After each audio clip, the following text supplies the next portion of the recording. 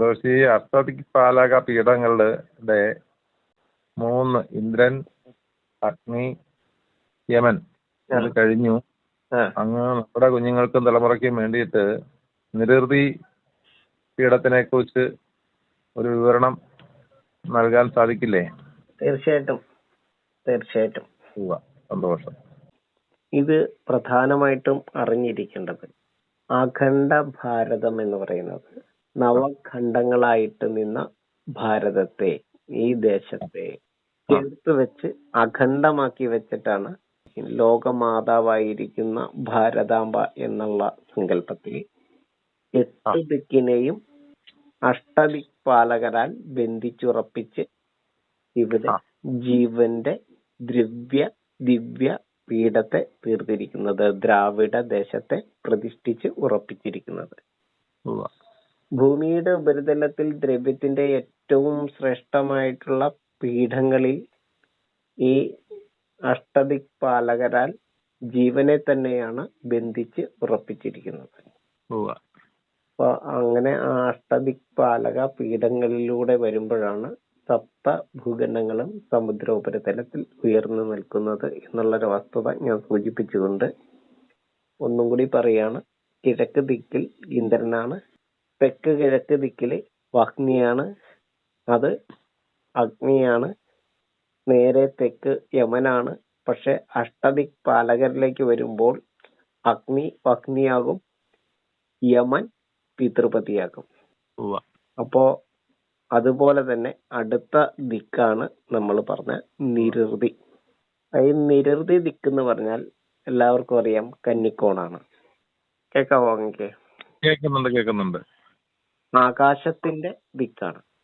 ഇപ്പൊ 4 കോണില് ചതുഷ്കോണിൽ ചതുഷ്ക ഭൂതങ്ങൾ എന്നാണ് പറയാ. അപ്പൊ അതിനകത്ത് ഒരു ഭൂതമാണ് തെക്ക് കിഴക്ക് ദിക്കില് അഗ്നി, തെക്ക് പടിഞ്ഞാറ് ദിക്കിൽ ആകാശം.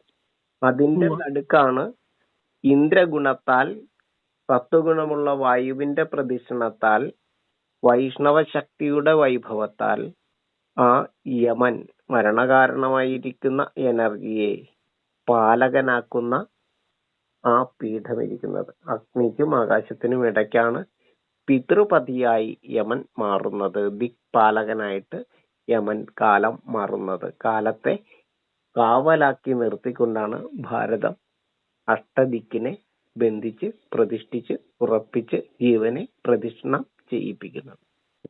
അപ്പൊ എല്ലാവരും വിചാരിക്കും എന്തുകൊണ്ടാണ് അഖണ്ഡ ഭാരതം എന്നുള്ള സങ്കല്പം എന്താണ്, എന്തുകൊണ്ടാണ് ഭാരതം ഭാരതാംബ എന്ന് പറയുന്നത്?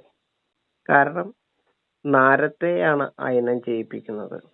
ആരാണ് അയനം ചെയ്യിപ്പിക്കുന്നത്? അത് ഹൃദയേശനാണ്. ഹൃദയേശൻ ആരാണ്? അത് വിഷ്ണുവാണ്. നമ്മളുടെ ഹൃദയത്തിലിരിക്കുന്നത് വിഷ്ണുവാണ്. ഹൃദയത്തിലിരിക്കുന്ന ദൈവം ഏതാണെന്ന് ചോദിച്ചാൽ അത് വൈഷ്ണവ ശക്തിയാലാകുന്നു. ആ ഹൃദയം തുടിക്കുന്നത് ഇവിടുത്തെ ഹരിതലോക ശക്തിയാലാകുന്നു. ആ ഹരിയാണ് ഹൃദയത്തിൽ ഇരിക്കുന്ന ദൈവം. ഹൃദയം സ്പന്ദിക്കുന്നതിന് കാരണം ഹരിതലോകമാകുന്നു. നാരത്തെ അയനം ചെയ്യിപ്പിക്കുന്നവൻ നാരായണൻ. നാരത്താൽ പ്രേമരൂപേണ അയനം ചെയ്യുന്നവൻ, നാരത്തെ അയനം ചെയ്യിപ്പിക്കുന്നവൻ വിഷ്ണുവാണ്. അത് ഹൃദയേശനാണ്. ആ ഹൃദയേശൻ തന്നെയാണ് നമ്മുടെ ശരീരത്തിലും ആരെ അയനം ചെയ്യിപ്പിക്കുന്നത്? ജലത്തെ അയനം ചെയ്യിപ്പിക്കുന്നത്, ബ്ലഡിനെ അയനം ചെയ്യിപ്പിക്കുന്നത്. രുദ്രനാൽ രുദ്രവർണമായിരിക്കുന്ന പാർവതിയെ, ആ ജലത്തെ അയനം ചെയ്യിപ്പിക്കുവാൻ ശേഷിയുള്ള ആ ഹൃദയേശനാണ് നമ്മുടെ ഹൃദയത്തിൽ ഇരിക്കുന്ന ഈശ്വരൻ. അത് ലോകത്ത് എവിടെയാണ് അതിന്റെ ആസ്ഥാനം എന്ന് ചോദിച്ചാൽ ആ ആസ്ഥാനം, ആ ഹൃദയേശനായിരിക്കുന്ന ആ വൈകുണ്ഠപതിയുടെ ആസ്ഥാനം ഈ ഭാരതഖണ്ഡത്തിലാണ്. ഇപ്പോ യമപീഠം ഇരിക്കുന്നത് ഭാരതഖണ്ഡത്തിലാണ്. ഏറ്റവും തെക്കേറ്റത്തുള്ള ഖണ്ഡമാണ് ഭാരതഖണ്ഡം. ഭാരതം എന്ന് പേര് വരാൻ, ആ ഖണ്ഡത്തിന് പേര് വരാൻ കാരണമായിരിക്കുന്നത് ഭാരൻ വൈകുണ്ഠം തീർക്കുന്ന ഇടമായതിനാലാണ്. ഭാരൻ തം തീർക്കുന്ന, ഗർഭപാത്രം തീർക്കുന്ന ഇടമായതുകൊണ്ടാണ് ഭാരതമെന്ന് ആ 9 ഖണ്ഡങ്ങളിലെ പ്രധാന ഖണ്ഡമായിരിക്കുന്ന തെക്കേ ഖണ്ഡത്തിന് ഭാരതം എന്ന് പേര് വന്നിരിക്കുന്നത്. ഈ പേര് തന്നെയാണ് നമ്മുടെ ദേശത്തിന്റെ, രാജ്യത്തിന്റെ പേര്. അപ്പൊ ഏറ്റവും പ്രധാനം ആ പേര് സെലക്ട് ചെയ്യാൻ കാരണം, അതായത് സ്ഥിതിപാലകനായിരിക്കുന്നത്, ലോകത്തെ ജീവസ്ഥിതിക്ക് കാരണമായിരിക്കുന്നത്, ജീവസ്ഥിതിയുടെ അസ്തിത്വത്തിന് കാരണമായിരിക്കുന്ന ആദി എന്ന് പറയുന്ന ശക്തി, ആദ്യശക്തി വിഷ്ണുവാകുന്നു, ഹരിയാകുന്നു, ഹരിതലോകമാകുന്നു, വൈകുണ്ഠമാകുന്നു. ജന്തുലോകത്തിന്റെ മുഴുവൻ ഗുണ്ടിതത്തെയും മയക്കുന്ന വൈകുണ്ഠം തിരുച്ചിറപ്പള്ളിയിലെ ശ്രീരംഗത്താണ്.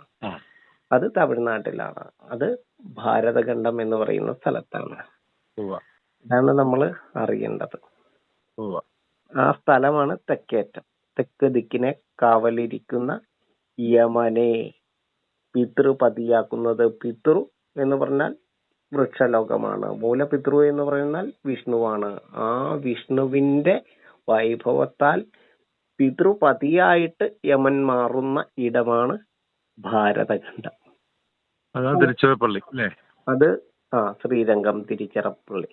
കാവേരിയുടെ ഹൃദയസ്ഥാനം കവരുന്ന ആ വൈകുണ്ഠ ലോകത്താണ് ആദ്യം സസ്യലോകം ജനിച്ചത്.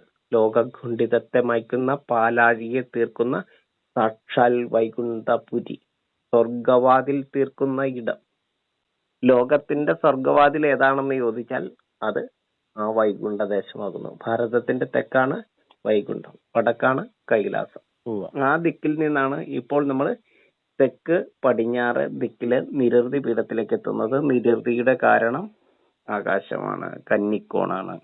ആകാശത്തിന്റെ നിരൃതിക്ക്, കൃപയില്ലായ്മയ്ക്ക് കാരണമായിരിക്കുന്ന, ആപത്തിനു കാരണമായിരിക്കുന്ന തമസും ശൈത്യവും നിറഞ്ഞ് മരണകാരണമായ രാക്ഷസപതിയായിരിക്കുന്ന ആ കോണാണ് ഈ നിരൃതി. അതായത് ആ നിരൃതിയുടെ രാക്ഷസീയതയെ മാറ്റിയിട്ട് സാക്ഷാൽ വൈഷ്ണവ ശക്തിയാൽ, അതായത് ഇന്ദ്രഗുണമുള്ള സത്വഗുണമുള്ള വായുവിനാൽ അതിനെ പാലക പീഠമാക്കി മാറ്റുന്ന, ആനന്ദനത്തെ ജനിപ്പിക്കുന്ന, ആനന്ദത്തിന് കാരണമായിരിക്കുന്ന പീഠമാക്കി മാറ്റുന്നത് സത്വഗുണമുള്ള വായുവാകുന്നു. അതിന് കാരണം ഹരിയാകുന്നു, ഹരിതദേശമാകുന്നു. അങ്ങക്കത് പിടികിട്ടുന്നുണ്ടോ സംഭവം? ഉണ്ട്. അപ്പൊ ഇതാണ് അഷ്ടദിക്പാലക പീഠങ്ങളിൽ അഷ്ടദിക്പാലകരെ അരക്കിട്ട് ഉറപ്പിച്ചു വെച്ചിരിക്കുന്ന ശ്രീകൃഷ്ണൻ ഭഗവാൻ. അതെ, ആണല്ലോ ചെയ്തിരിക്കുന്നത്. അതെ. അതിൽ ഹരിയാണ് 8 ശക്തികളെ പാലകരാക്കി മാറ്റുന്നത്.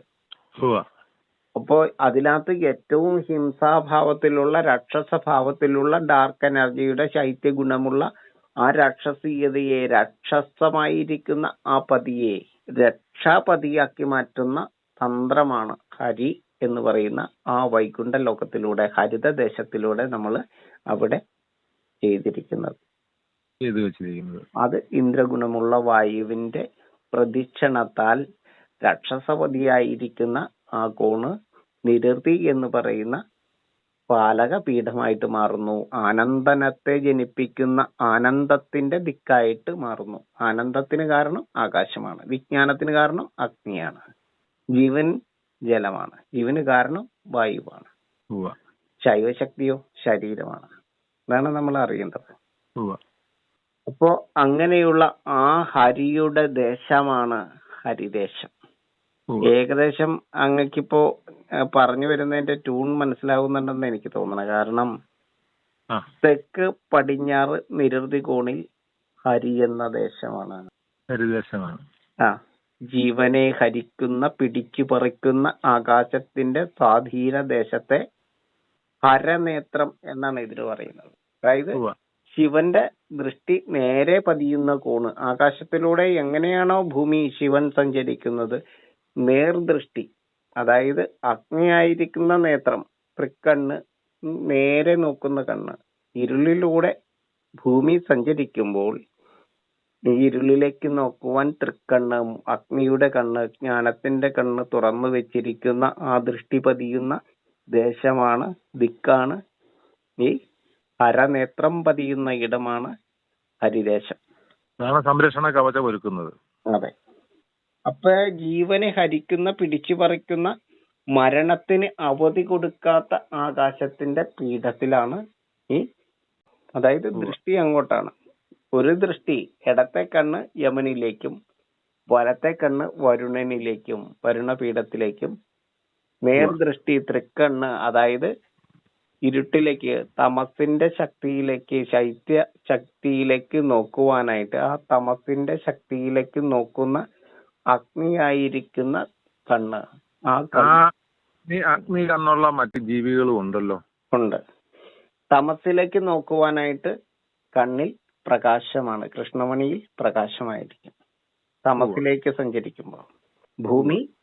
ഭൂമിയുടെ തൃക്കണ്ണിൽ അഗ്നിയാണ്.